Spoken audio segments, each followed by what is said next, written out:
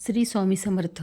माझ्या यूट्यूब फॅमिलीमध्ये तुम्हा सर्वांचे खूप मनापासून स्वागत आहे.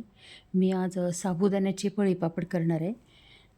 छान झाले ते पळीपापड माझे. त्यासाठी मी 1 किलो साबुदाणा घेतला होता बघा हा, आणि हा रात्री मी भिजत घातला होता. सकाळपर्यंत आपला साबुदाणा खूप छान भिजतो. मग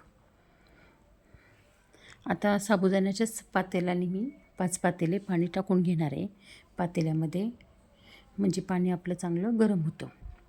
असं 5 पातेले पाणी टाकून घ्यायचं. मग आपलं पाणी चांगलं गरम होते तोपर्यंत आता आपण बटाटे सोलून घेऊया. हे बटाटे मी धुवून घेते, याची साल काढते आणि नंतर याला किसण्याने किसून घेणार आहे. चांगले बारीक किसून घ्यायचे. हे मी आणि साबुदाणा आपला चांगला शिजत आला का हे बटाट्याचा किस मग त्याच्यामध्ये टाकायचा आहे. किस पण चांगलं धुवून घेतलं आहे.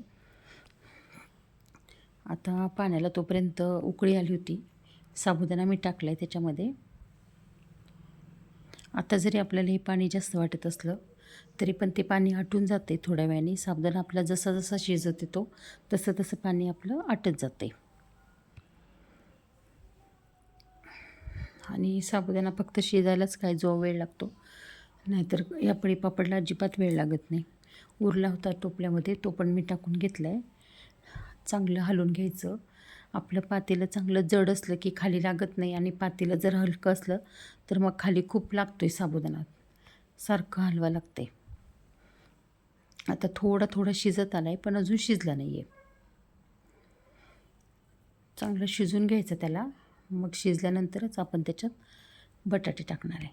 आता आला आहे शिजत, पण थोडा अजून वेळ आहे. हे बघा, असं शिजल्यावर वरच बटाटे टाकायचे. आता शिजत आलं आहे, चांगलं शिजत आलं आहे आपला.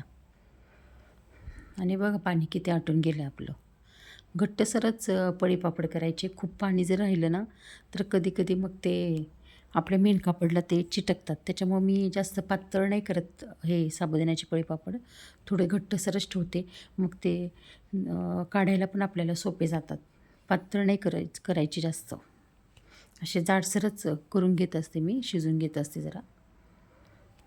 आता साबुदाणा चांगला शिजला होता म्हणून मी बटाटे त्याच्यात ते किस केला होता तो टाकून घेतला आहे. त्याला पण चांगलं हलवून घेते आता, म्हणजे बटाटे आपले चांगले मिक्स होतील साबुदाण्यामध्ये.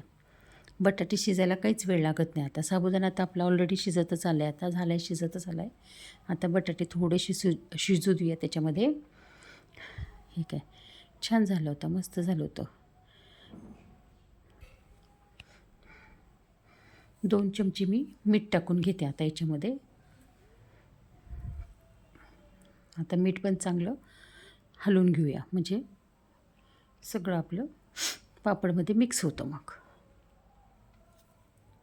हे पळीपापड एवढे टाकायला सोपे असतात ना.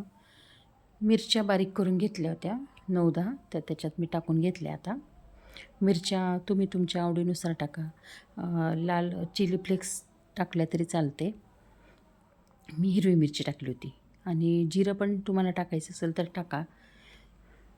हे असे पळीपापड टाकून घ्यायचे बघा पळीने. आता टेरेसवर मी हे सगळे टाकून घेणार आहे. घट्टसरच असे टाकणार आहे, म्हणजे आपल्याला ते उलट करायला खूप सोपे जातात. हे असे टेरेसवर पळीपापड टाकून घेतले होते. पळीपापड इतके टाकायला सोपे आहे की बस, खूप सोपे आहे. आपण आपल्या जीवनामध्ये सगळ्यात पहिले पापड शिकतो ते पळीपापडच. आणि आता आपण जेव्हा आपल्या मुली असतात, आपण मुलींना शक्यतो हे पळीपापड टाकायला सांगतो. कारण ते, आणि त्यांना पण एक आनंद वाटतो की मला पळीपापड टाकता आले. इतके टाकायला सोपे असतात पळीपापड, खूप सोपे असतात हे असे मी 2-3 दिवस चांगले टेरेसवर वाळून घेतले त्याला. असे खणखण वाळले. आता मी हे चांगले तळून घेणार आहे. हे बघा असे तळले होते, छान मस्त झाले होते एकदम. हे बघा चांगले फुलले होते मस्त. असे झाले होते आपले पळीपापड.